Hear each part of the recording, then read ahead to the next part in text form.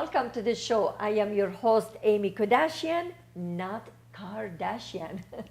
And this show, we educate and empower humanity. I have a great guest with me today. Her name is Dr. Danielle Duperret. She is ND and PhD, holistic doctor, an author, speaker, a coach, a mentor, and everything in between. So welcome. Mother.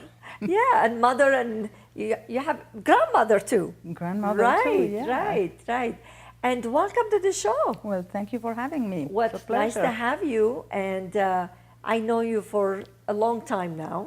Yeah, let's not count the years. Let's not count the years, right? Let's not do that. But count the information. The reason I like to have you again and again on my show, because every time you have something special, something new, something unique to share, and your journey, and you have an amazing story that the whole world needs to learn about it, because that's happening a lot out there, and nobody really talks about it. But I want you to tell us a little bit about your background, how you even started to become who you are today. I know your story, but they're going to be amazed when they know a little bit about your story. So can you tell us? Well, I was born and raised in Switzerland, in the French part. That's why I have an accent. And I learned English in India. That's why I have a mixed accent. Mixed accent, yeah. And I had a lot of vaccination. And unfortunately, they did not prevent any of the disease. So I had mumps and measles and whooping cough. And I grew up with a lot of antibiotics and eventually got skin cancer, which is now linked a lot to vaccination and other toxicity. So at 15, I was diagnosed with skin cancer. I had surgery every 6 months. Wow. And I was already studying psychology with an institute in Paris, and they were also teaching nutrition. Somebody suggested I study nutrition as well. So I bought my first juicer when I was 18 and started to detox and stopped going to the surgeon. So you actually kind of healed your own self. I did that, I guess. Yeah, I'm still here. So by eating, we're not telling people go heal yourself, but we're telling them that's possibility, and that's what you're possibility. done. But that's we're what not telling you not to go to a doctor or do whatever you need to do. No, we don't. This is a story she shared it with us. That's amazing. That at that age, for you to dig deep and say, okay, I want to find different way to heal myself. Exactly. Yeah. And that inspired you to go in that field. Is that correct? That's what inspired me. I studied natural things, and I felt much better. Then I got married, and was not a happy marriage, unfortunately. It was very abusive. When you get married, did you move to United States? You were here? I moved first to the United States. Okay. And then I went to California to learn flying, and I met a guy who became my husband, learning to fly. So in you Santa fly Rosa. too? You I fly, was flying, yeah. Okay. Yeah. With airplanes, okay? I don't have my wings. No, it's just yeah, airplanes. of course, with airplanes, yeah. And then I became very sick again in my 30s, and I was still eating well and detoxing, but that was not enough. I also had to take care of my emotions and of what was going on. Okay, so that was toxin to your body. It was toxin Okay, so to it my made mind. you sick, no matter what you ate now, the toxin of Exactly. mindset and the emotional. The emotional, the mental, was, like I said, a lot of abuse, psychological abuse, emotional abuse, sexual abuse. My kids were also physically beaten, and we were isolated. So that was difficult, and I spent many weeks in bed. And in order to recover, I became a naturopath. So you turned around again, and you find a way that, okay, I'm going to heal myself. Exactly. How can yeah. I heal myself? So you studied more. Yep. And you did more. But then you were going through emotional journey. It was an emotional, a spiritual journey, yes. Okay, and then I want you to tell them how many kids you have. I have 7 kids. 7 kids, I have know. 6 girls and a boy. And then you went through all the sickness and everything, and your skin looks amazing. So Thank there you. is something to learn from you, okay?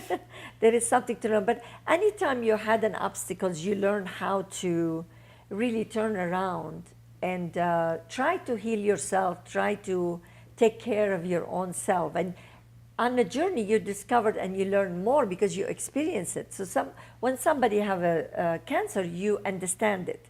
You could relate to it. Is that correct?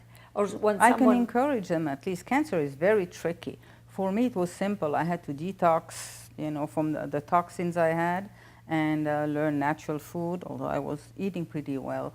But the cancer can have so many different reasons to have cancer.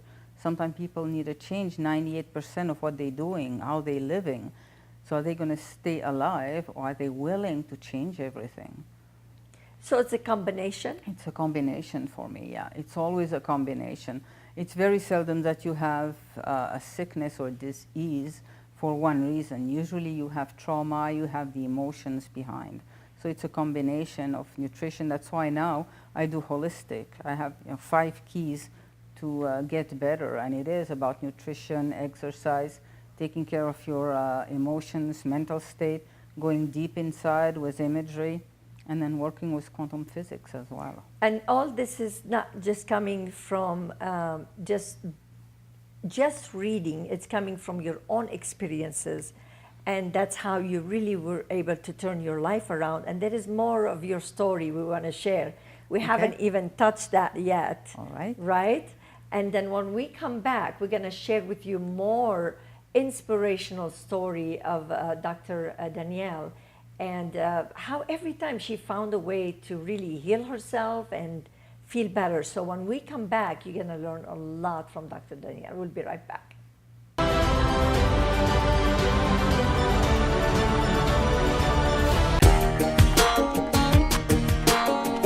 Thank you for calling Denim Revival. Hate to say goodbye to your favorite jeans? Well, now you don't have to, because Denim Revival is here for you. Mail us your jeans and our professionals will fix it right up. We offer you all kinds of alteration services, including invisible repairs, let-outs, taperings, and original hemming, or even have your own custom-made jeans. Quoted the best denim repair shop by GQ, Vogue Magazine, and LA Times. Denim Revival, your search for alteration and repair ends here. And to you it ain't pretty little thing, howdy your baby.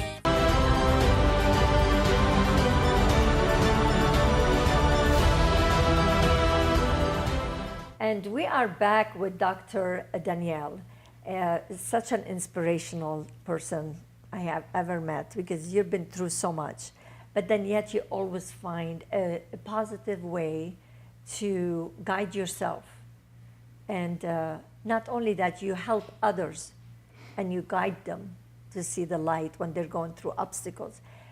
But I want to know more about your story. I know it, but I want everybody to know, because it's really very emotional, dramatic. So tell us a little bit what happened after you got 7 kids. You raised them, and you're going through emotional abuse, and then what happened after that? After that, I finally had the courage to divorce, and I thought we were going to have an amicable divorce, which was very foolish because, like my ex-husband said, we never got along. Why would we get along during a divorce?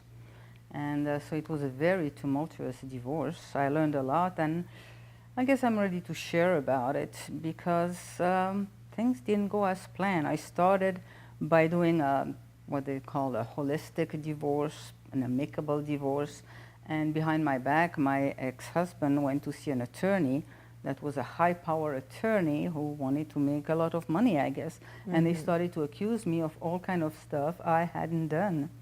And I had to defend myself, and everything turned upside down. Most people don't know, unless they've gone through, that divorce court is not about justice. It's a whole industry that's behind it, makes it excuse me, making billions of dollars with psychologists, with therapists, with mediators. And I say it's a world upside down. I was accused of being dangerous for my children's health because I baked bread and I fed them organic foods. Because you're taking care of them. Yeah, I was told, you're a doctor. Doctors should not practice on their children. So I was not allowed to feed them healthy foods. because that's what I do as a doctor, is Interesting. nutrition. So that was considered bad. But Wow. my ex-husband, who had raped his sister, had molested the children, beaten the children, and a lot of things, that was considered good. So he got custody of the children. He had a high power attorney. I didn't have an attorney. I had to learn about law and to defend myself. And the children were not happy with their father. They ran away once, and they went to hide in the mountains of Colorado. I didn't even know where they went. And then they found them. They had to be returned to the father. So you separated, you left, right? And then they were living with the father because the court ordered them to live with their father, even though they're going through abuse situation. Well, what happened is when I didn't know he was a pedophile. When I learned that he was a pedophile, I had a heart problem. My heart went into fibrillation. My daughter had to take me to the hospital. She saw me all hooked up to machines, and she was 16 at the time. She had bought herself a car, and she told me I bought a car with a big trunk, just in case I had to take care of my younger siblings. Wow. And she went to the hospital, saw me there, and said, "Mom, you can't do it. I'm going to run away and protect the children." And that's what she did. She took her car and her 3 younger children, the younger siblings, yeah. and they went to Colorado, and I didn't know where they were. She had seen enough movies. She knows she could be followed with a cell phone, so she didn't take a cell phone. Wow. She would call from a cabin. What a brave. I know, 16. What a brave. I know. It was very scary, but it was less scary to let her do that than to live with her father. And so she would, from a cabin. Well, you had no choice, basically. She said, "I'm doing that." And you were in the hospital, right? I was in the hospital. You didn't have a choice to stop her I or didn't, whatever you need I to didn't do. even try because I knew how unhappy they were and unhealthy the situation was. They didn't have much food to eat, and when I was around, I tried to go hide food here and there so they could find it. Wow. But yeah, she would go in a cabin and call somebody who would call somebody who would call me to let me know she was still okay. And to this day, I don't know where she hid in Colorado. So what happened after that? She took several of her siblings? Yeah, she And took left. the siblings. I was with one of them because I had gone to San Francisco. She wanted to be a model. There was a pageant or something. So when I had recovered from the hospital, and I took one of my daughters to San Francisco, and while I was gone, she ran away with the 3 others. And then, it's a long story, but they were found. The DA lied to us. He said he was going to protect us, and he didn't. So they went back, and there they had a custody order. They were living with the father. I could have supervised visitation because I was dangerous. You're the one who was dangerous, okay? I was the one who was dangerous. And then one of my daughters got an argument with him, and she called the police. And she said, "I'm afraid, he's been abusive." And the police came, and they handcuffed her, put her in a police car, and took her to a psychiatric clinic because he started the argument. And she called the police for help, and she was taken to a psychiatric Wow. clinic. Well, is it because you have connection in the community? He knows He everyone? Is that what it is? Is it He- kind of using the power? He knew, he made friends with the police, and and then I was in a little town. And probably they trusted him, Well, It there was could be one if part of he's a that. good talker, He's a very good Yeah. talker, and I had an accent, and they didn't like an They accent. didn't understand probably deeply what you were saying. I was told by neighbors when I started my divorce, they told me, "You're going to lose everything. You're a woman, you have 2 doctorates, and you have an accent. They're not going And to that's like hard you." to believe in the United States. I know, mean, and it was things happen. That's what somewhere I answered. else. I said, "It's not, Not in possible, here." It was the late 90s. But I lost everything. I lost my home, I lost my kids, I lost my pets. I was in the street for many times, for a long time. Well, there is a deeper story. We're going deeper now. There is Okay. more than this coming up, right? Yeah, okay. There is more Yes. things are coming up that's gonna shock you, literally shock you. So stay tuned. We'll be right back. Hi, I'm attorney Eric Palacios. If you or a loved one has questions regarding immigration, call my office at 444-7777. It's important to hire the right lawyer to take care of your immigration needs. Call 444-7777. At other stores, you could pay $9.99 for this table with just 4 chairs. At Walker Furniture, you get the New Haven table with innovative self-storing 18-inch leaf and 6 swivel chairs for only $9.99. Larry's pricing.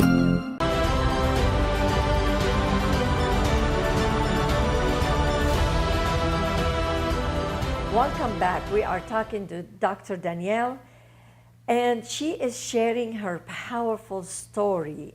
You've been listening, but you haven't really get to the depth of the story. Okay, so then what happened here? Then what happened? Well, my daughter was in the psychiatric clinic, and the father was threatening the others, saying, you know, you do what I say, or I'm going to put you in the psychiatric clinic too. So my daughter came home. She refused to take any medication. She told the doctors, you know, why would I take antidepressant? I'm not depressed. It's a situation that needs to change. But at the first opportunity, they ran away all together again. All of your kids? All my younger kids. Okay. I was in Las Vegas at the time with my 2 oldest ones. And as the older ones, they were 18 already? Oh, they were all, yeah, it was 23 and 20 and 20. Okay. And they were in Las so Vegas. So they weren't children anymore. They were they not had children, the freedom. no. Okay. And so they went the to other court. ones, they were under 18, obviously. They were under 18. Under 18. How many 17 of them? There were 4 of them. 4 yeah. of them under 18. Okay. Yeah. And go from there. So they ran away. They came to Las Vegas. We knew that they couldn't come to me. I would be accused of something. So my oldest daughter took them to an attorney who filed all the documents asking protection from the state of Nevada. And you know, court was continued and continued. They ran away, I think it was in December. And we finally had court date in March, and then was continued to April. And then on April, I think it was the 17th, our house was surrounded. So they came here. You had 22 years old daughter. My 23-year-old daughter took them to an attorney. Okay, then we they stayed with her or with you? Or you all stayed together? We stayed together because once we had gone to the attorney, Yeah. once we had filed the document, then it was known where the kids It was are. Christmas. No, Okay. I remember. It was the day So before you're all Christmas. staying together? So we staying together. Okay. And we rented, you know, the attorney said, rent a nice house. We can show the court that you're taking care of them. So we had a beautiful home in Southern Highlands. And on April 17, the U.S. Marshal surrounded our house. And they arrested me, they arrested my oldest daughter, and they took the kids back into custody and sent them back to the father. My daughter spent 4 days in jail. I spent 6 months in maximum security. 6 months. In maximum security with murderers and when they and came drug in, dealers. you were staying in a nice home. Yep. And your kids who came here, you didn't go pick them up, you didn't tell I them to did come not. over. No. They just ran away from their father. They But had their because car. he had the power, He had and the people were power. listening to him more because he built the relationship with people, and nobody's listening to you because you have accent and you weren't able to speak up as much But you know, before. it's not only about my accent, What because is it? we know there are 58,000 children nowadays that live with an abusive father who rapes them, who molests them. It's a national disgrace, yeah. the family court. And like 1 kid every 2 weeks is being murdered by, usually it's a father, but sometimes it's a mother, by court order, because the court orders these children to go to the person Force that they them. know is the abuser. They know it. It's not hidden. I did interview a lady because I saw the video of this little girl begging the judge, begging the judge, and telling her, please let me say goodbye to my mom. Just let me say goodbye to my mom. And I don't want to go with my dad, but at least let me say goodbye. And she wouldn't allow her to. No. And she told her, if you cry, you'll be punished, and you know what will happen. You go to jail. A judge, she's under investigation now. But I interviewed the mother, and when I saw that little girl crying this way, I'm like, no matter what, you never want to, as a judge, seeing a kid trying to want to just say goodbye to her mom, no matter what the mother's doing. She's not, obviously is not going to kill her because she's not afraid of her mom. She wants to see her mom. Besides that story, yes, it's happening to a lot of A people. lot of people. My kids were It is. crying. At the time, I had 3 that were over 18, told the judges that what was happening, that the father had, molested and raped his sister, molested some of the kids, beat them up, and they would not listen. My kids were crying in court, begging the judge not to make them go back to their father. And, they say at 12 years old, the children can choose. Was not the case. One of the judge even wanted my kids to stay with the father till they were 19. Now, he wasn't able to do that because Wow. 18 is a cutting Time, date. yeah. But it's a world upside down. So it's been controlled by, unfortunately, not every judge is a bad judge. Fortunately, not every judge is a bad judge. We're not saying that, but there are some of them are using their power Exactly, to really do whatever they can to keep the children with the father or with the mother if she wasn't good. So it could be both ways. But the majority is the father. The majority is, as we've seen, yeah. Do we have a statistic? What's going on?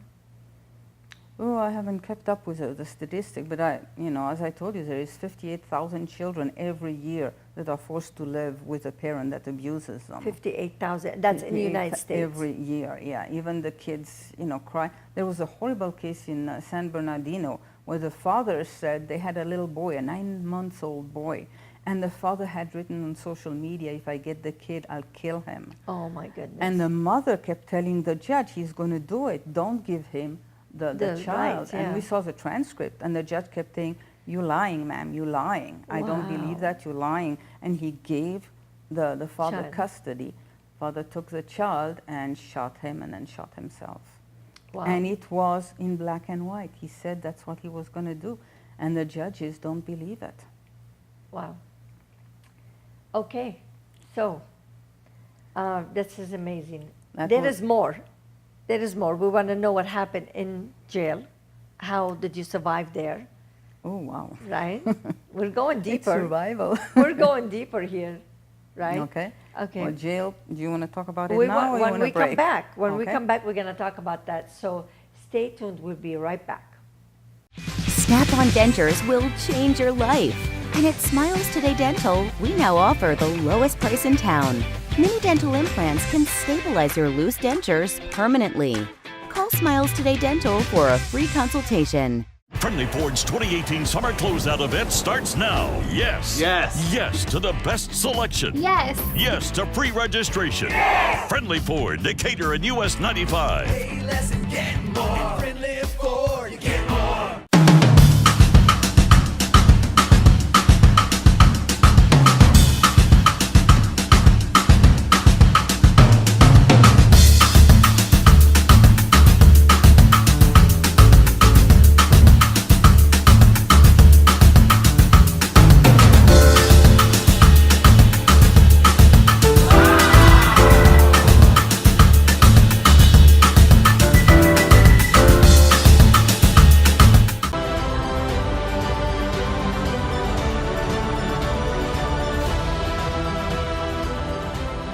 We are back with Dr. Danielle and her amazing, unfortunate story that happened, but she turned it around. So we want to go deeper now a little bit. I want to ask you a couple of questions that people wants to know.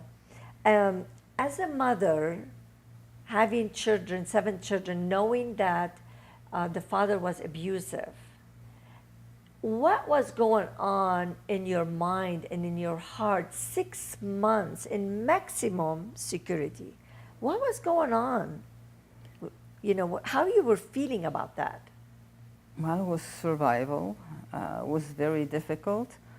My 2 oldest daughters took turn coming to visit me. They gave me pictures of my children. My children were sending me drawings that they had made. The father didn't know all about that because they were, secretly sending them to the oldest one, and encouragement, and it's really survival. How that made you feel when you are very protective mother to wanted to feed your kids good food. There's nothing wrong with that. It's not like you're teaching them bad things. And you educated yourself. You became more, you know about a lot of things in life. You raised them, obviously, and you be feeling like you're staying in jail, maximum security. I think it's very difficult to be in that circumstance, because if you go to jail because you've done something wrong, you kind of feel you deserve jail. Yeah, kind of like you understand it. But when you're in jail for not having done anything wrong, it totally messes up your mind.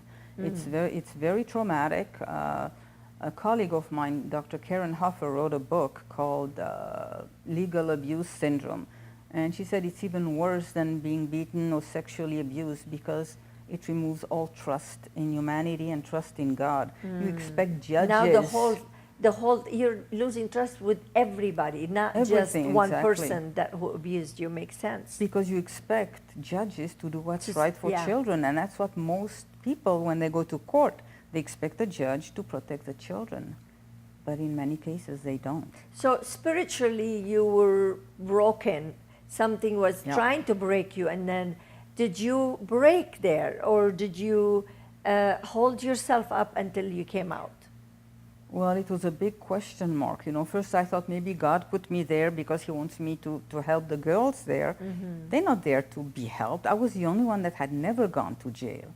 Actually, the inmates were very, very nice with me. I couldn't eat the food there because just 1 tablespoon of their food made me so sick.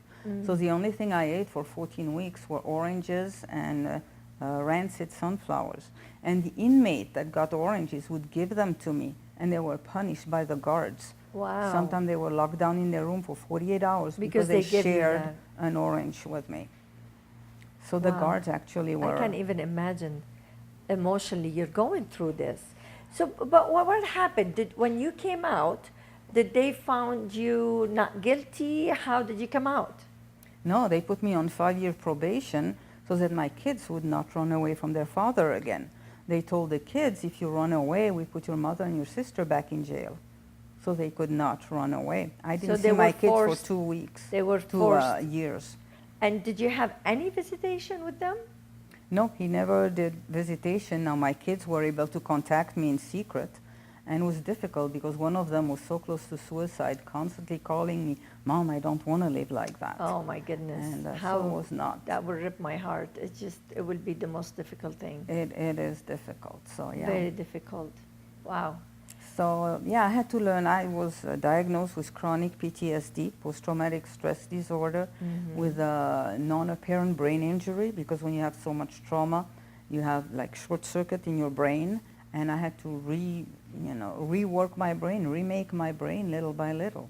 So how many things you have to overcome in your life? You had to overcome cancer as 15, 18, and then you had to come to different country, have 7 kids, raise them in totally different environment, and then had another sickness and had to learn, and you had to go to school when you're going through all this to finish to have a PhD. Yep, it was staying sick or doing something about it. Doing something about it. And right. in a lot of time, I didn't have much of the money, but I was able to meet people that were teaching me, and then little by little, I was able to get into schools and get different certificate that helped me, and then I was able to help others. But I mean, it's so sad you had to go through all this, but it's so nice to see someone who went through all this, but now is turning around and teaching in college, teaching other places that you're going to tell us about, and helping people overcome their emotional breakdown, and through food, through holistic, whatever you're doing, you're just paying it forward, and you didn't give up on yourself. Some other person would say, I can't deal with this, but you turned it around and now you're helping. So tell us now what you're doing and how can you help someone? Well, a couple of things. I'm going to teach at OLI at UNLV, so also lifelong institute. And most of the people there are 50 and over. They still want to continue studying, so they don't get credits, but they come study. And I'm teaching Blueprint for Holistic Health. We're going Nice. to talk about nutrition and how to overcome emotional upsets and trauma, because at 50 you've had some trauma. Anybody has had some course, trauma and yeah. emotional. So I'm going to do a 10-week course. And the big thing is I got involved in a Parent Empowerment Summit. I did a couple of podcasts with a colleague of mine, and parents called her and said, how do we empower our children to be healthy in today's world? So I started to contact some of my colleagues, and I've been interviewing different medical doctors, psychologists. She's also interviewing people. We're going to talk about what to do, nutrition, and how to be healthy to start from conception through the pregnancy, through birth, and taking care of children. We're going to also talk about teens, about caring versus over-caring. We're going to talk about how to teach integrity, how to have intention, the power of intention, power of the mind. It's going to be amazing, and it's not only for parents and for children. You can really use that. We're going to use the tapping techniques also. We're going to teach about that. And we have just amazing people from, mothers that cook at home and going to show us how to continue cooking at home, to medical doctors who have, we have a cardiologist who does about everything with food and supplements now instead of surgeries. You know, what a great thing to do, to turn your obstacles into opportunities. That's what you to did pay too. it, to Yes. pay it forward, and then you feel like, okay, I went through this, but now look what I'm doing. I'm paying it forward. I'm sharing my knowledge, and I'm giving hope to someone. So I can't thank you enough for being who you are and who you Thank you. became. From all these obstacles, you turn it around, and it's a blessing to know you and to know what you're doing on this earth. It really is. Well, it's been a blessing knowing you too. Thank you. I appreciate you. You know that. And thank you so much for coming. Can I tell you how to find me and Yes, how? we're gonna take that information. So before we go, I want you to look at this camera Okay. and just give us your information. Yeah, the easiest is to go on my website. It's QHE21.com. If you want to know about the events I talked about, it's QHE21.com/events. And you'll find all the information and all kind of links, lots of articles to help you on there too. Absolutely. And if you have someone you know, or you're going through any emotional breakdowns or anything like that, Dr. Danielle is the one to go to, because she didn't just study, she went through it herself, and she was able to pull herself up and educate herself to help the world to be a better place. So thank you so much Well, thank you. again for being here, and thank you for watching. Until I see you next time, please stay focused on your purpose.